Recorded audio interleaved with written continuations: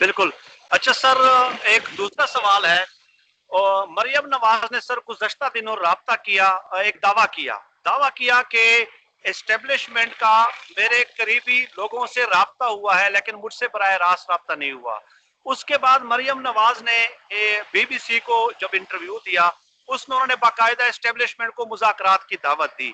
तो सर मेरा सवाल ये है कि मरियम नवाज की क्या कैपेबिलिटी है, किस हैसियत में एस्टेब्लिशमेंट क्या उनसे राब्ता कर सकती है, क्या वो पार्टी सरबराह है, उनकी पॉलिटिकल स्ट्रगल क्या है, पॉलिटिकल अचीवमेंट्स क्या है। उनका ये जो दावा है कि लोगों एस्टेब्लिशमेंट ने मेरे करीबी लोगों से दावा किया और मुझसे मुज़ाकरात करें, तो क्या उसकी इतनी वक़्त और हैसियत है कि एस्टेब्लिशमेंट उससे मुज़ाकरात करें?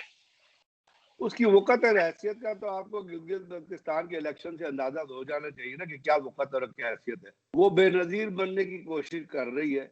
Even she is not even dirt of Benazir, I would say. वो बेनज़ीर की जूते के बराबर भी नहीं है। जूते वो बड़े एक्सपेंसिव पहन लेती है, $3,000 के, और सफदर का जूता फटा हुआ होता है, उसके जूता $3,000 का होता है। दूसरी बात ये है कि वो she can never become a Benazir, याद रखिए। दूसरी बात ये है कि वो एक average minded, below average minded औरत है।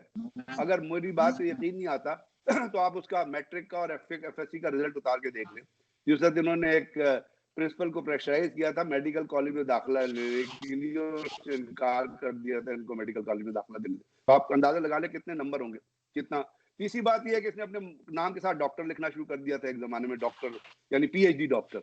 और पीएचडी डॉक्टरशिप में जिस सब्जेक्ट का हवाला दिया गया था, वो सब्जेक्ट उस यूनिवर्सिटी में पढ़ाया नहीं जाता, पार्ट टाइम भी नहीं पढ़ाया जाता। यूनिवर्सिटी थी, आप खुद रिसर्च कर लीजिएगा, आपको पता चल जाएगा। चौथी चीज ये है कि वो एक किसी स्ट्रगल से, किसी वो उससे मतलब किसी बेनजीर की तरह, किसी और लीडर की तरह सामने नहीं आई है। वो नवाज शरीफ की मौरूसियत को लेकर चल रही है। वो मौरूसी तौर पे उस पार्टी के ऊपर कब्जा करना चाहती है। इस वक्त तो शर्म की बात तो है बड़े बड़े लीडरों के लिए, सैयद इकबाल जैसे लोगों के लिए, जो बड़े, जो जिनकी एक पॉलिटिकल स्ट्रगल है, या राना तनवीर साहब हो गए, जो जो जिनकी एक बहुत बड़ी पॉलिटिकल स्ट्रगल है, बड़े ऑथेंटिकेटेड किस्म के लीडर हैं। और इस किस्म के अपना बहुत सारे लीडर हैं मुस्लिम लीग नून ने, जिन्होंने अपने इलाकों में काम किया है, जिनकी एक स्ट्रगल है, जिनकी एक कंट्रीब्यूशन है। ये तो ऊपर से आई और आके, जिस तरह ना ऊपर से आसमान से गिरा और आके यहाँ पे हो गई है। और उसके साथ साथ दूसरी जो अहम चीज ये है कि उसकी एक्सेप्टेबिलिटी जो है वो कितनी है। अगर एक्सेप्टेबिलिटी होती तो गिलगित बल्तिस्तान में इतनी बुरी तरह, यानी वहां पे गिलगित बल्तिस्तान में एक कैंडिडेट है जिसको एक वोट मिला है मुस्लिम लीग नून का, उठा के देख एक वन वोट, वो उसकी फैमिली में भी वोट नहीं दिया। अब आप मुझे बताइए क्या एक्सेप्टेबिलिटी हो गई। और हाँ, अगर आप समझते हैं कि चोगे पहन के और वो कागज लगा के आप लीडर बन जाएंगे, तो I am sorry, you can't become a leader like that. तो नो, वो चौथी सबसे बड़ी चीज मैंने आपको बता दी, she is a liar, she is a compulsive liar. वो झूठ के अलावा कुछ बोल ही नहीं सकती है।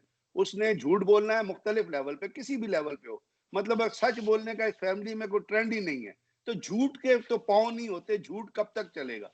अब एस्टेब्लिशमेंट को इस किस्म की औरत से राब्ता करने की कोई जरूरत नहीं है। अगर एस्टेब्लिशमेंट राब्ता करेगी भी, तो मैंने आपको बताया कि मुस्लिम लीग नून में बहुत सीनियर लीडरशिप मौजूद है। और राब्ते किस तरह होते हैं, अब ये भी मैं आपको बता दूं।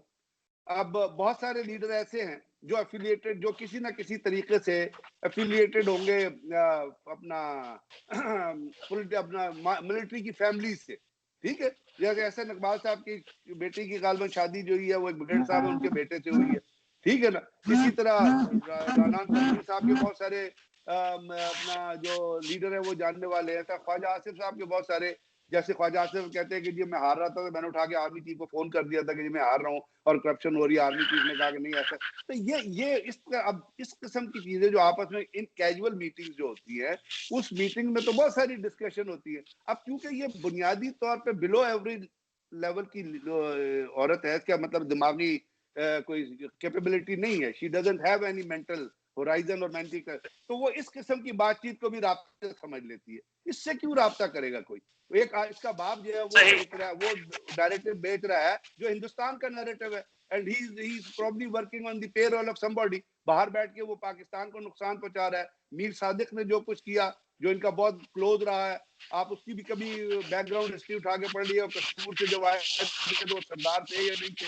तो इस किस्म की जो चीजें हैं, हेलो हेलो। जी सर, आवाज आ रही है सर, तो आवाज आ रही है। इस किस्म की जो चीजें हैं वो झूठ के तौर पे तो कहते रहे, बीबीसी को कह दे, वॉइस ऑफ अमेरिका को कह दे, जिसको मर्जी जाए कह दे, कोई डॉक्यूमेंट्री प्रूफ अगर हो या कोई चीज हो तो गए। तो ये she is not worth it. ये मुस्लिम लीग नून को तबाह कर रही है। ये बेटा गए, वहां लोगों ने इस्तीफे दे दिए, गिलगित गई तो जो हाल हुआ है वो आपके सामने है। अब चीखते हैं। पाकिस्तान की सियासत यही है ना। पाकिस्तान की सियासत का एक गुर याद रखिएगा कि मैं जीत गया तो इलेक्शन ठीक है। जैसे आसिफ, अपना ख्वाजा आसिफ ने आर्मी चीफ को रिंग किया जी मैं हार रहा हूँ, ठीक है। उन्होंने कहा जी आप जीत जाएंगे। जब वो हार रहे थे तो उनके नजदीक इलेक्शन गलत हो रहा था, जब वो जीत गए तो उनके नजदीक वो इलेक्शन तो उनका ठीक हो गया। तो ये है हमारा, ये खासा है, दुख की बात है। लेकिन अब दुख नहीं होना चाहिए, क्योंकि अब तो अमेरिका भी यही पहुंच गया है। वो ट्रम्प भी यही कह रहा है कि मैं जीत गया तो ठीक है, ना हार गया तो इलेक्शन रिग हुआ। तो इसका मतलब कि पूरी दुनिया में सियासत का पलड़ा जो है वो इसी तरह बैठ रहा है जिस तरह आपको पाकिस्तान के अंदर नजर आ रहा है। सही सही सही सही सर, बस आखिरी सवाल है और उसमें आपके कोई तज्जिया और आपकी ज़्यादा एक्सपर्ट कार होगी। उसमें यह है सर कि चंद सहाफ़ी ऐसे हैं जिन्होंने ये तय कर लिया है कि एस्टेब्लिशमेंट को लान और तान करना है, उन पे तनकीद और तनकीद के नश्तर बरसाने हैं। तो चंद सहाफ़ियों ने सर ये पेश गोइयां शुरू कर दी कि नवाज शरीफ साहब तो जनरल बाजवा से खुश नहीं है, इमरान खान साहब भी खुश नहीं है। पिछले दिनों दी न्यूज में एक स्टोरी छपी, उसमें बाकायदा उन्होंने, सहाफ़ी ने दावा कर दिया कि एस्टेब्लिशमेंट जो है वो इमरान खान साहब की हुकूमत को घर भेज रही है। तो इस किस्म की जो खबरें हैं सर, ये जो है वो सिविल मिलिट्री जो रिलेशन है, जो मिसाली है 70 साल तारीख में पहली बार हम देख रहे हैं, तो उनमें गलतफहमियां पैदा करने की कोशिश है या सिर्फ एस्टेब्लिशमेंट को जो है वो तनकीद और तनकीज का निशाना बनाना इनका मकसद होता है सर? जमशेद, बहुत सारे इनमें से ऐसे जो डॉलर, रियाल और इंडियन रुपीस पे चलते हैं। बहुत सारे ऐसे हैं जो डॉलर, रियाल, इंडियन रुपीस, बांग्लादेश करेंसी की चमक पे चलते हैं।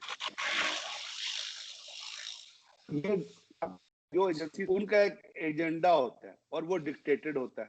वो डिक्टेटेड एजेंडा आपको नजर आ रहा है लंदन से भी, कि जहाँ पे जो वो चोर जो यहाँ से भागा हुआ है, वो मक्कार जो हुआ है, यानी वो लीडर है जो इंग्लैंड में बैठा है, ना नवाज है ना शरीफ है, जो जब यहाँ से, जब मैं क्यों निकाला कि क्या क्या टैं करते जा रहा था ना इस्लामाबाद से लाहौर, तो लाला मूसा के करीब एक बच्चे को कुचल दिया था, जिसको उन्होंने, यानी वो बच्चा छोटा बच्चा था, उसको इन्होंने कहा ये जमहूरियत का पहला शहीद है। आप यकीन कीजिए जमशेद, इनकी पार्टी में से या नवाज शरीफ की फैमिली कोई शख्स उस बच्चे की हालत पता करने नहीं गया। ये है स्टैंडर्ड ऑफ लीडरशिप। और यही स्टैंडर्ड ऑफ, आप देखते हैं जिन लोगों का जिक्र आप कर रहे हैं, मैंने आपको बता दिया, जब आप पैसा लेके लिखेंगे तो आप डिक्टेटेड एजेंडे के तौर पर लिखेंगे। और पाकिस्तान के अंदर सबसे बड़ा जो इस वक्त एक प्रोपेगेंडा वॉरफेयर चल रही है, उसका मकसद ये है कि अवाम का एतमाद जो है वो अदारों से उठाओ और अवाम का दाद लीडरशिप से उठाओ, चाहे वो सियासी लीडरशिप है चाहे वो लश्करी लीडरशिप है। और इसके अंदर आप मुख्तलिफ हमले देख रहे हैं मुख्तलिफ मुकामात पे, मुख्तलिफ जगहों। तो ये तमाम वो सहाफ़ी हैं जो मैं कहूँगा जो बिके हुए एजेंडे पे काम कर रहे हैं। इनकी तस्वीरें, यहाँ से बहुत सारे ऐसे सहाफ़ी हैं जो बहुत बड़े बड़े एंकर हैं, उनके वाशिंगटन में फ्लैट्स हैं। किसी ने उनसे नहीं पूछा भाई तुमने वाशिंगटन में फ्लैट किस तरह बनाया, कहाँ से तुमने पैसा ट्रांसफर किया, वहां अगर तुमने कमाया तो किस तरह कमाया। यहाँ पे बहुत सारे अजनबी हैं जिनके, आप इस्लामाबाद में रहते हैं तो इस्लामाबाद की सड़क पे निकल जाए तो आपको बड़े बड़े फार्म हाउसेस मिलेंगे, किसी ने नहीं पूछा भाई कहाँ से वो आए। तो ये चीजें तमाम डिक्टेटेड एजेंडाज होते हैं। हाँ, जैसे अभी कल इस्लामाबाद हाईकोर्ट ने भी कहा कि सहाफत ओपन है और सहाफी को अपने ख्यालात का इजहार करने का अंदाजा है, तो सहाफी जरूर लिखें, अपने ख्यालात का अंदाजा करें। लेकिन जब भी आप देखेंगे कि किसी ऐसी आर्टिकल जिसमें कोई रिफ्ट क्रिएट करने की कोशिश की जा रही है, तो वहां से ये अंदाजा लगा लीजिएगा कि ये आदमी किसके पेरोल पे और क्यों लिख रहा है और किस तरह लिख रहा है। तो सब तमाम चीजें आपके सही जहन में क्लियर हो जाएंगी। और ये एक दुश्मन का इस वक्त एक एजेंडा है पाकिस्तान के। यानी दो चीजें मैं आपसे चलते चलते कहूंगा, एक तो हमेशा ये याद रखिएगा कि पाकिस्तान एक इस्लामी मुल्क है, और दूसरा ये याद रखिएगा पाकिस्तान एक न्यूक्लियर इस्लामी मुल्क है। और न्यूक्लियर इस्लामी मुल्क, न्यूक्लियर ताकत जो है वो आपके दुश्मनों को पसंद नहीं है, और न्यूक्लियर ताकत की हिफाजत आपकी फौज कर रही है। और फौज जो है दुनिया में एक इफेक्टिव और मौसर फौज के तौर पे काउंट की जाती है। आपकी आईएसआई की दुनिया की तमाम एजेंसी तारीफ करती है। हमारी एजेंसियां, चाहे वो सिविल एजेंसियां थी, चाहे वो आर्मी की एजेंसियां थी, उन्होंने यूनिसम में होके आपस में मिलके दुनिया की 8 बड़ी एजेंसियां, CIA, raw, Musaid, MI6, German intelligence, इनके खिलाफ अफगानिस्तान के में लड़ाई लड़ी है। और अल्हम्दुलिल्लाह आज आपके इलाकों में अमन है, सिवाय उन इलाकों के जहाँ पे PTN पश्तून तहफ़्फ़ुज़ मूवमेंट, जिसको CIA ने रेज किया था और जिसके लीडर जो हैं वो CIA का रॉ का पैसा खाते हैं, अफगानिस्तान का पैसा खाते हैं, उसके अलावा आपको तमाम इलाकों में अमन नजर आएगा। तो इस वक्त लोगों को भी ये जानने की जरूरत है कि PTN जैसी ऑर्गेनाइजेशन जो पाकिस्तान का अमन तबाह करने की कोशिश कर रही हैं, और अगर कोई सहाफी उनकी फेवर में लिख रहा है, कोई इंटेलेक्चुअल या कोई वो लिबरल उनके लिए नारे उठा रहा है, तो he is being paid from somewhere, वो भी वहीं से पे हो रहा है जहां से PTN को फाइनेंस किया जा रहा है।